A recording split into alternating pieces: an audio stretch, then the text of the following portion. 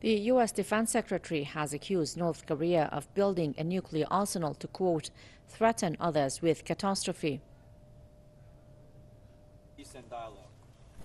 North Korean provocations continue to threaten regional and world peace, and despite the unanimous condemnation by the United Nations Security Council, Jim Mattis made the comment in South Korea, where he also discussed with his South Korean counterpart ways of countering the North's nuclear weapons program. The Pentagon chief expressed Washington's unwavering support for Seoul in confronting what he described as threats posed by Pyongyang. Mattis stressed that the U.S. government was fully committed to pressuring the North to accept complete nuclear disarmament. North Korea has time and again said that it will not relinquish its nuclear deterrence unless the U.S. ends its hostile policy towards the country. Let us now go live to Ontario in Canada to talk to Jason Unruhe, political commentator. Mr. Unruhe, it's a pleasure to have you with us here again on PressTV News. We heard the U.S. Defense Secretary Jim Mattis talking of its commitment, Washington's commitment to pressuring the North to accept complete nuclear disarmament. Do you think that it's reasonable to think that pressure really works with North Korea? Oh, absolutely not. The United States has done nothing but punish and pressure the DPRK since essentially the founding of the country, the dividing of the North and the South.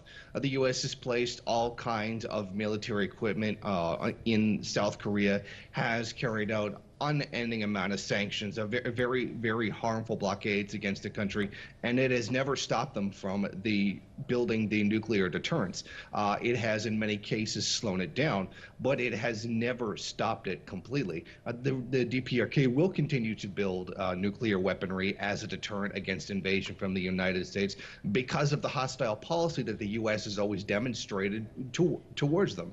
It's nothing short of rational to try to build some kind of defense against a superpower that is continually threatening your existence. And Mr. Unruhe, we also heard Jim Mattis accusing the North of building a nuclear arsenal in order to, in his words, threaten others with catastrophe. Isn't this sort of ironic to hear that from the U.S. Defense Secretary in light of the fact that the U.S. itself has a huge arsenal of nuclear weapons?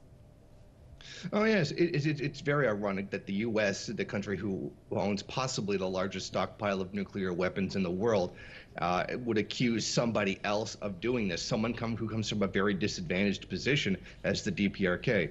Meanwhile, the United States is essentially the imperialist power of the world, in many ways the bully of the world, who continually goes into other people's countries, slaughters millions of people, as they did with Iraq and Afghanistan, on the flimsiest of pretexts for doing so. They are the aggressors in the world that are continually threatening everybody and are the largest threat to world peace. They're absolutely in no moral position whatsoever to judge the DPRK for having some kind of deterrent against invasion from them. The United States here is frankly being completely ridiculous.